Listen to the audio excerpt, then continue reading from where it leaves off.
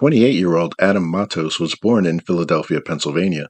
He was raised in a single-parent household and had what was portrayed as a difficult upbringing. His family bounced from home to home before relocating to New York City. According to his mother's testimony, he did not speak well and was a slow learner who struggled in school. He had a basic level of education and no stable record of employment.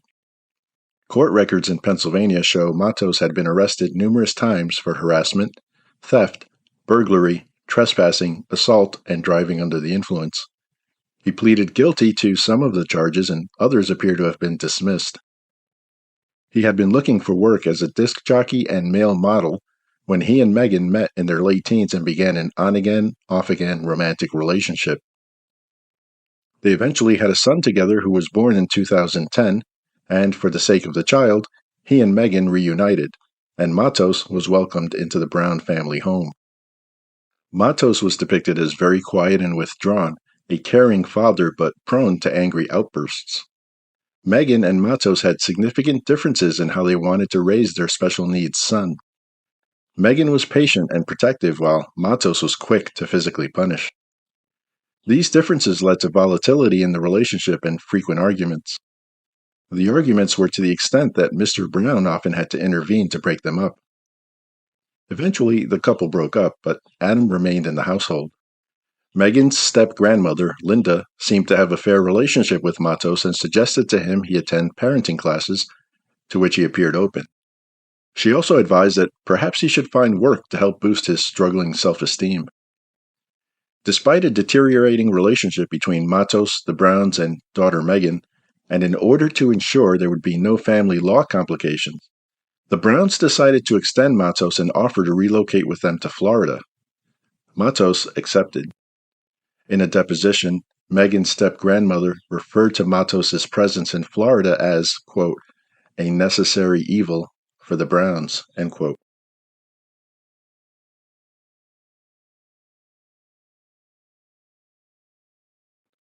On July 2, 2014, the Browns, along with Adam Matos, moved from their residence in Pennsylvania to a rented home in Hudson, Florida. They were assisted in their move by Brown family relatives who often stayed overnight in the home during the transition period. According to the relatives, Megan and Matos slept in separate bedrooms when possible. However, on occasion when a relative was staying over, Megan and Matos shared a bedroom with their son but slept separately.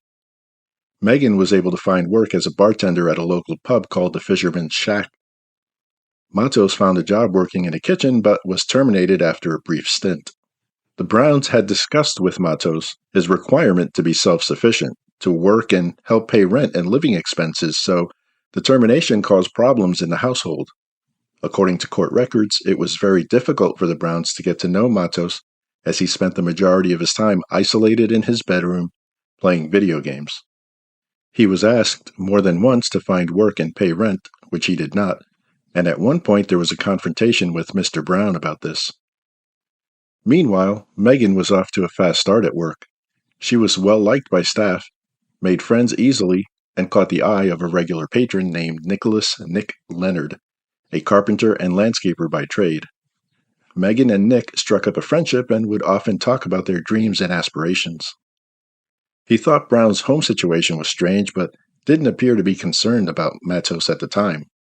Megan and Nick had agreed to keep their budding romance quiet until Matos moved out of the house.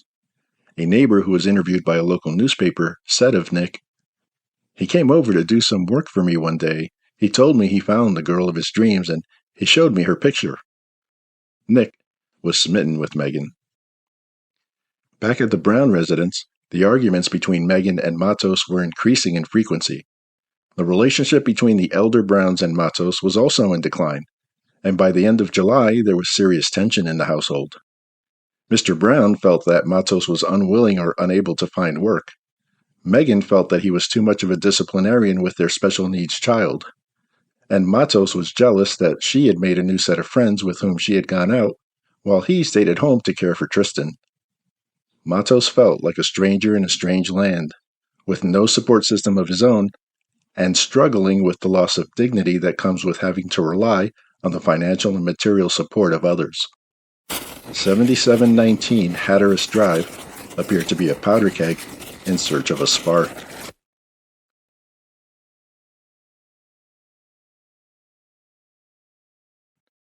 On Wednesday, August 27th, Megan reported to work at the fisherman's shack for her regular shift and went out to unwind after work with coworker Tanya Carlson and romantic interest Nick. They would stay out until the early morning hours. While at home, babysitting, Matos repeatedly tried to contact Megan after midnight but could not reach her. Megan would arrive home sometime between 5 to 5:30 a.m. to find Matos lurking. He was seething with anger and appeared to have been drinking. Moments later, a call to 911 is made. In response, deputies from the Pasco County Sheriff's Office were dispatched to 7719 Hatteras Drive. They arrived to find a hysterical Megan with a bloody laceration to her left thumb. Margaret Brown was on the scene as well. Megan informed police that when she arrived home, she was confronted by an irate Matos, who asked her where she'd been and with whom. There is a belief by some that this is when her relationship with Nick was first revealed. An enraged Matos held the knife to her throat and shouted, "I will effing kill you." Police investigate for an hour and a half. They found the knife, took some photos, and attempted to locate Matos, but he was long gone. Once the police were done, one of the first calls Megan made was to her friend and coworker Tanya. She told Tanya that she had never seen Matos behave this way and that she was in fear for her life. She also stated she was afraid to go to work out of fear that Matos might take her son. Sometime shortly after 9 a.m., Nick, after having been told of the incident, called 911 to report the attack on Megan, and a deputy responded to the house once again under the false impression there was a new ongoing attack. When the deputy appeared, this time all the Browns were present to speak with him about the aggravated assault accusations against Matos. A complaint form was filed and added to the original form from earlier that morning. Later in the afternoon, Margaret Brown left the house for her 3 p.m. shift at Wawa, a chain of convenience stores and gas stations located along the East Coast. Shortly after 3 p.m., Megan texted her boss to explain why she did not show up for her 3 p.m. shift at the pub. She sent him the following messages. "Jerry, some serious shit going on. My son's dad tried to kill me with a knife and threatened to finish me off."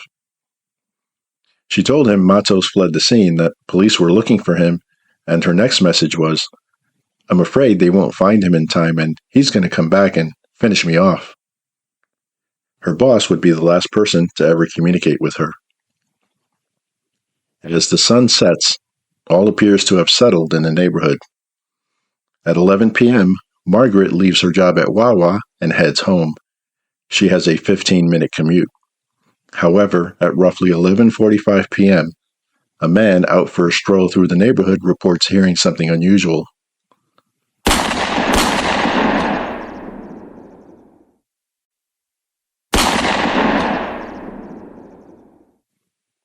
Then, shortly after midnight, a neighbor sees Matos at the Brown residence. He appeared to be out of breath and sweaty. As the neighbor was unaware of the morning incident, he thought nothing more of it. At roughly 2 p.m. that Friday, some people approached the Brown residence looking for Matos.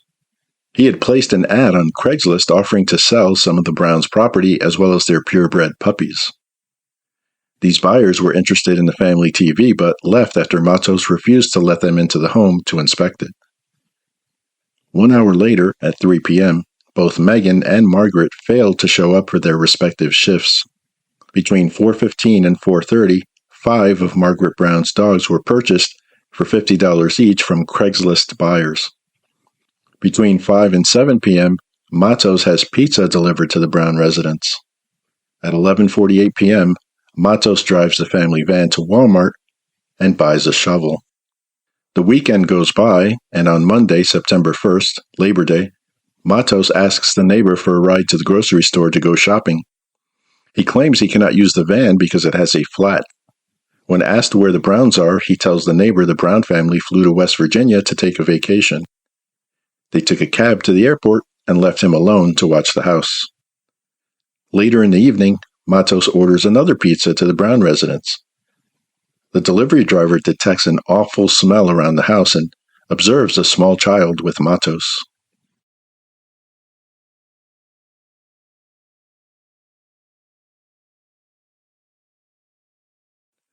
On Thursday, September 4th, one full week after the morning assault on Megan, Megan's step-grandmother reached out to the Pasco County Sheriff's Office to request a welfare check, as she had not heard from Megan since the 28th.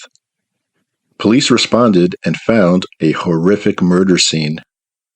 There were copious amounts of blood in the home, in the single-car garage, and in the family van. The van was full of maggots as well. They found a spent shell casing and the foul stench of decomposition. All of the victims' vehicles were still at the location. The 4-year-old, however, was nowhere to be found. Matos was in the home when police arrived, but was able to escape through the back entrance. He steered a canoe through the canal to the opposite end, where he and his son then got into a cab. The crime scene unit was notified, and the scene underwent forensic processing. Dive teams entered the canal behind the house and recovered a rifle, a hammer, and a Kel-Tec firearm.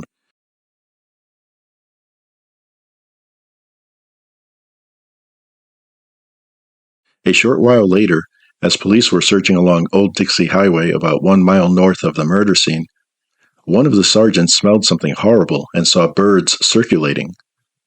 That's when Sheriff Chris Nacco noticed there appeared to be several bodies over a hill.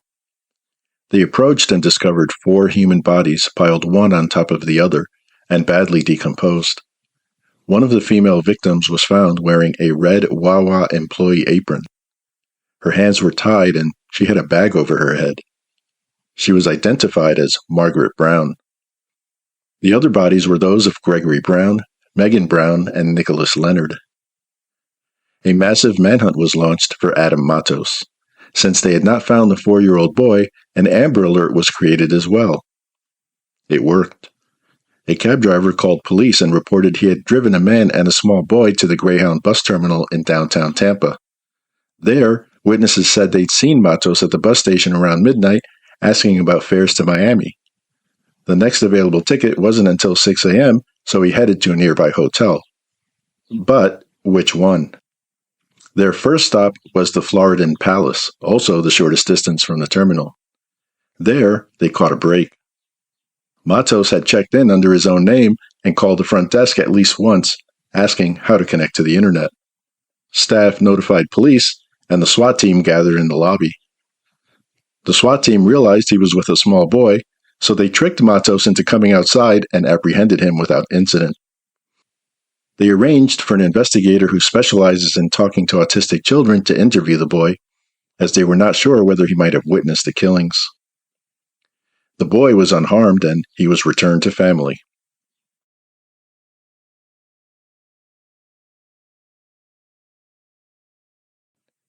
At the police station, detectives used a clever ploy to get Matos' reaction to the Brown family's whereabouts. Keep in mind at this point they are aware the bodies had been found, but Matos is not. On September 15, 2014, Matos was formally indicted on 4 counts of first-degree capital murder. He would plead not guilty.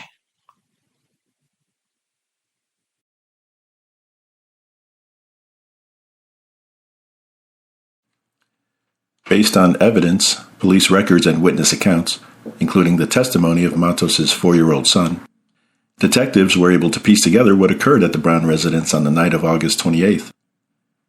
Following the knife attack that occurred earlier that morning, Megan called her new boyfriend Nick and told him what happened.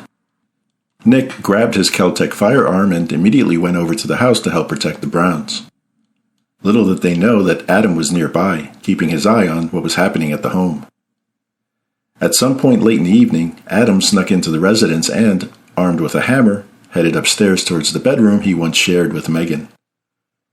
Upon entering the bedroom, he encountered Megan inside, with Nick Leonard. Nick was caught off guard as Matos repeatedly pummeled him in the head with the hammer. A stunned and dazed Nick reached for his firearm, but Matos was able to grab it first. He would continue to batter Nick in the head 21 times in total until Nick was neutralized. Nick's forehead was bashed in. Pieces of Leonard's skull were missing. By that time, Megan had taken her son to the master bedroom to seek help from her father, Greg.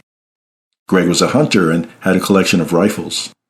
When he realized what was happening, he grabbed a rifle from the closet and was able to load one, but it was too late. Matos had burst in and fired first. He hit Greg with 2 shots, one in the back, another in the abdomen, and Gregory Brown was dead. Only Megan and son Tristan remained. Matos quickly approached Megan and shot her once at point-blank range in the left eye, killing her instantly. At the tender age of 4 years old, Tristan had become a witness to his mother's murder at the hands of his own father. When Maggie arrived home from her shift, Adam waited for her to get out of the van, then started furiously beating her about the head with the hammer. She would be struck in the head 9 times. He then tied her up and placed a plastic bag over her head, likely to make sure she was dead. He threw the weapons into the canal and shortly thereafter was seen in the house by a neighbor.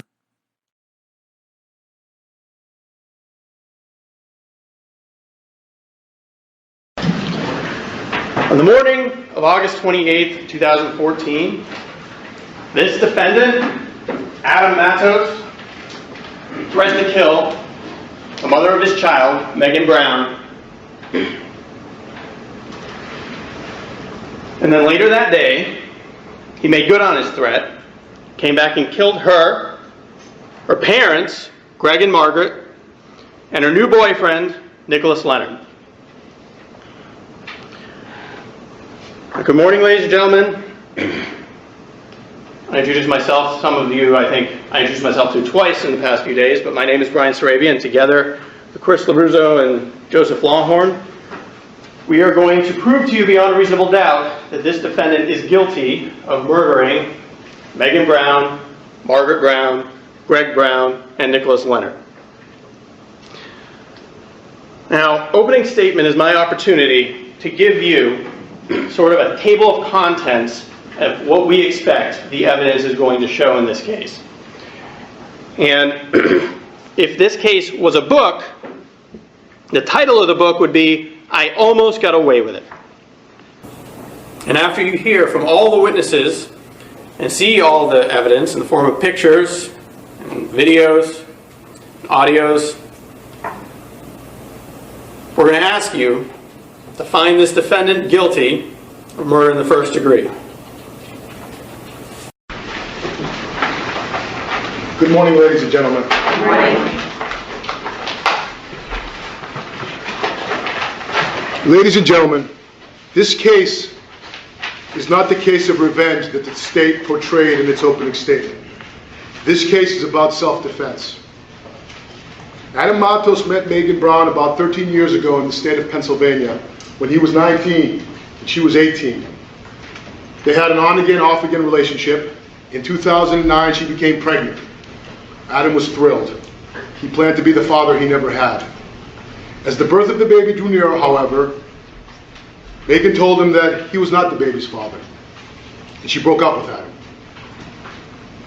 But as time went on, the baby looked exactly like Adam.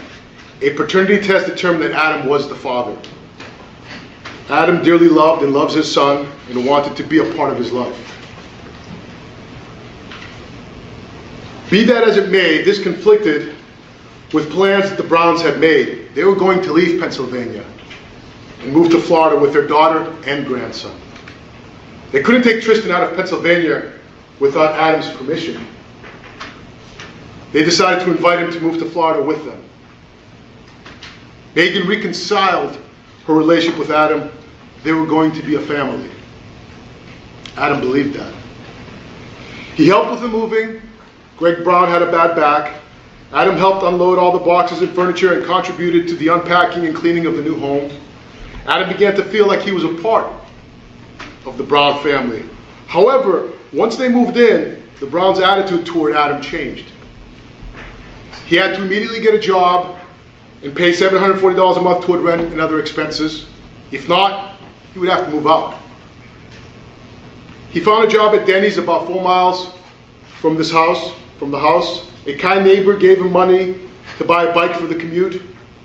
He planned to make this work.